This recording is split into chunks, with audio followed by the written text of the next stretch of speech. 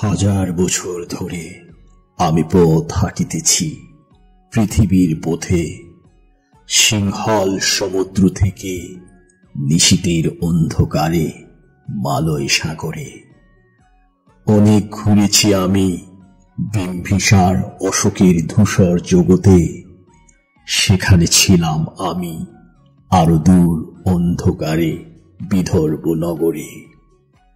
আমি ক্লান্ত প্রাণেক, চারিদিকে জীবনের সমুদ্র সফেন, আমারই দুদণ্ড শান্তি দিয়েছিল নাটোরের বনলতা সেন।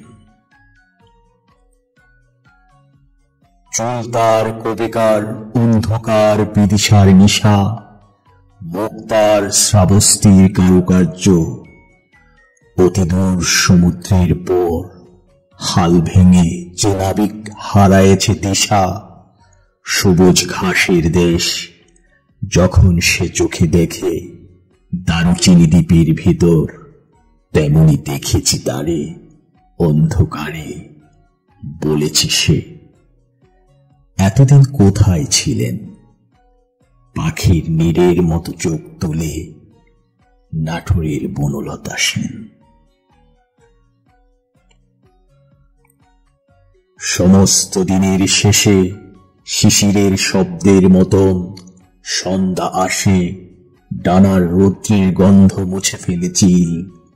পৃথিবীর সব রং নিভে গেলে পাণ্ডুলিপি করে আয়োজন, তখন গল্পের তোরে জোনাকির রঙে ছিলমিল। সব পাখি ঘরে আসে, সব নদী ফুরায়ে জীবনের সব লেনদেন, থাকে শুধু অন্ধকার মুখোমুখি বসিবার বনলতা সেন। আপনাদের জন্য ছিল কবি জীবনানন্দ দাশের অমর সৃষ্টি বনলতা সেন। এই কবিতার প্রতিটি শব্দে যেন লুকিয়ে থাকে এক অসীম সৌন্দর্য আর অনুভূতির গভীরতা।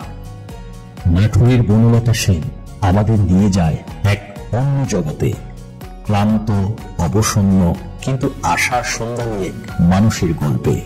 আমার এই প্রয়াস যদি আপনাদের ভালো লেগে থাকে তবে ভিডিওটি লাইক করুন, শেয়ার করুন আর অবশ্যই আমাদের চ্যানেল আবৃত্তি বাংলায় সাবস্ক্রাইব করুন।